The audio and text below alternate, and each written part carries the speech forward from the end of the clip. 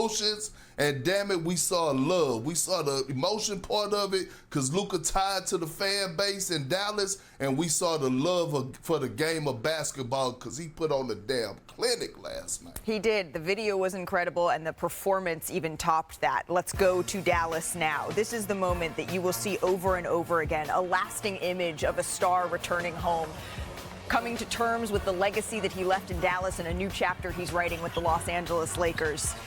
Luka Doncic, every time he touched the ball, the Dallas faithful let him hear it, but they also were chanting a specific message to the front office.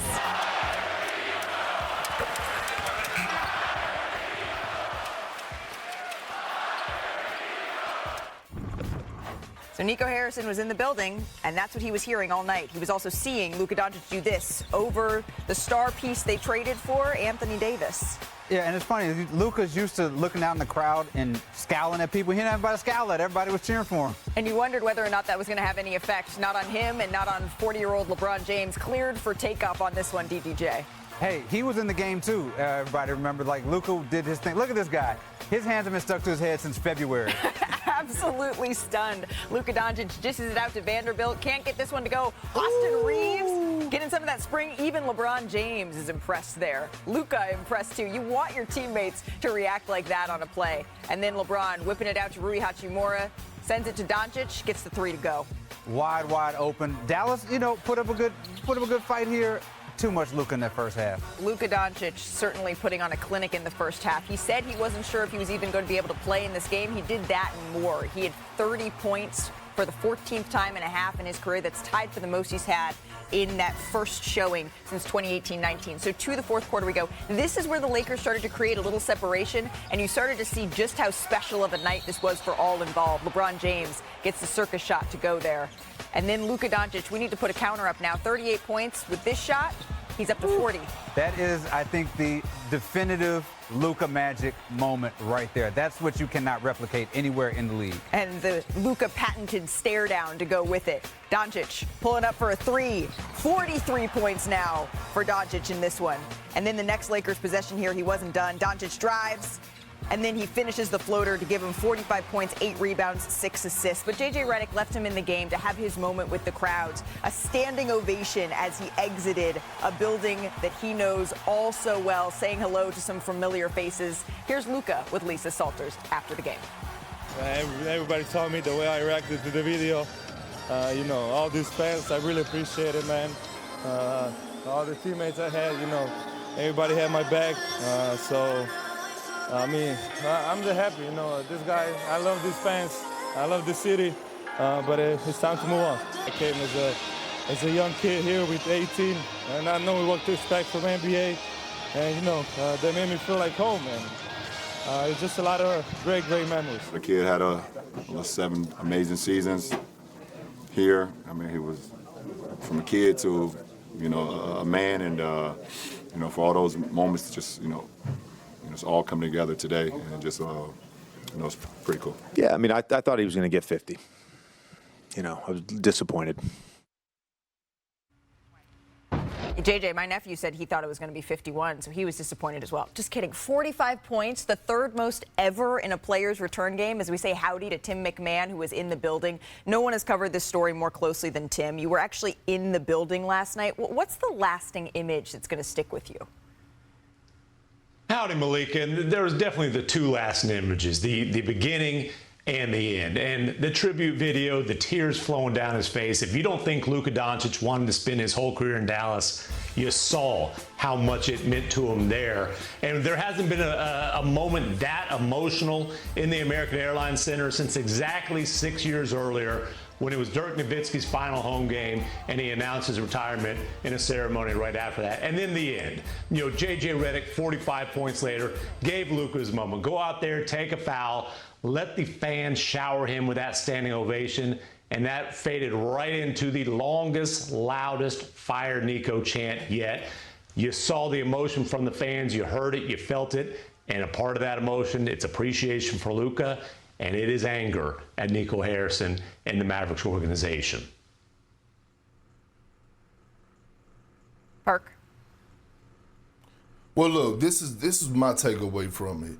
See, people don't realize how tired you are once you get drafted by an organization, right? And that last night wasn't just about, Luka and the relationship with the Dallas Mavericks. It was about the relationship with the city of Dallas, right? And it's just when you get drafted there, like, you have certain things that you do. You have your favorite restaurants that you go and eat at. You have, maybe your favorite grocery store you love to go to, the corner store, the places you love to hang out. And you develop these relationships, and all of a sudden, this become your home away from home. And then there was another prime example of the Texas culture.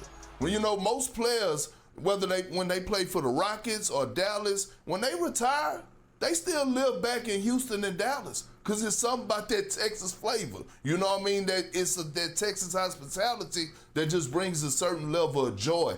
That's what we witnessed last night. Despite Luka giving them that work, we saw a guy that was tied to the city of Dallas and not just the organization.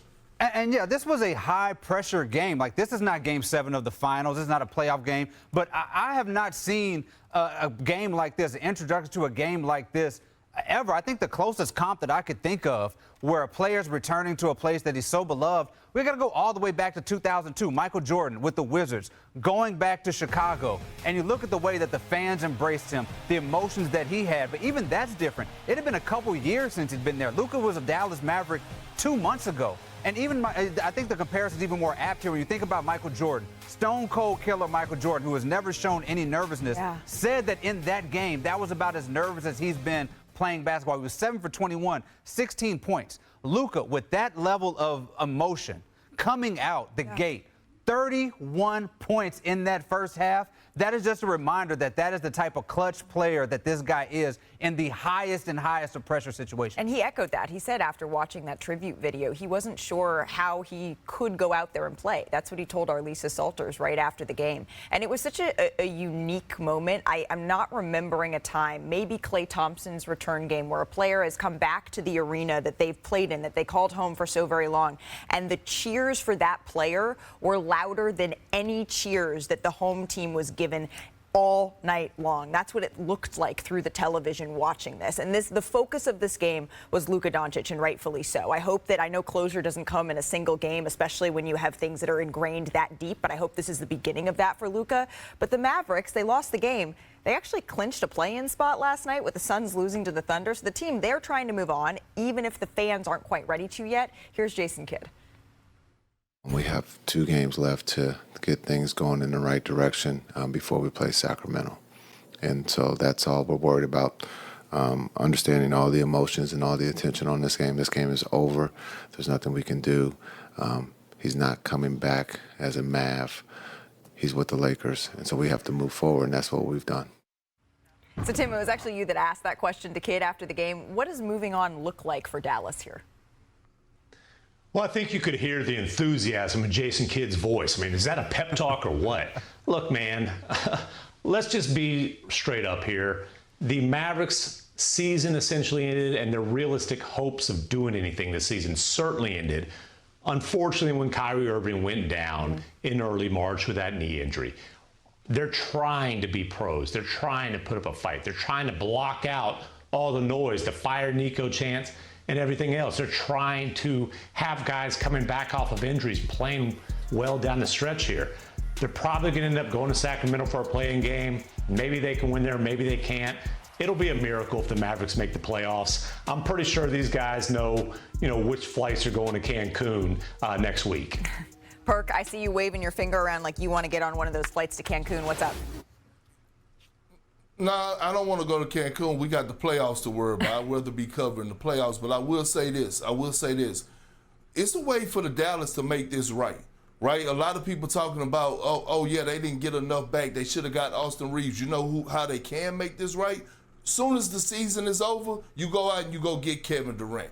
That's how you make it right. You have the pieces. You have some money to make a trade happen. That's how you make it right if you're Nico Harris in the front office of the Mavs organization. Go get KD to pair alongside Kyrie and AD. Well, that's a conversation we're going to be having later in our show because the Phoenix Suns, their season is essentially over after they were eliminated from playoff contention. So we're going to return to that. Tim McMahon, thank you so very much. Era last night, interim head coach David Adelman at the helm for the Nuggets and Kings game. We're going to pick this one up in the first quarter here. Denver up 1, DDJ. Nikola Jokic throws up the lob to Aaron Gordon. That two-man game, it's been lethal over the years. Yes, absolutely, and Aaron Gordon can still get up. And then there is Nikola Jokic. So he's in the third here. He's drawing up plays on the sidelines and then goes in. Just over 7 minutes left here. Denver up. He finds Jalen Pickett, who was huge for them in the corner three. Yeah, there's a lot of ball movement going on. They were playing pretty free-flowing. Jokic looking like Coach. Coach, I like that. He had a triple-double through 3 quarters, so they still need him on the floor, too. And then Jokic there. And once again, he finds Pickett. Pickett had a career high in this one. Here's Jokic with Katie George after the game. Yes, but I think they got.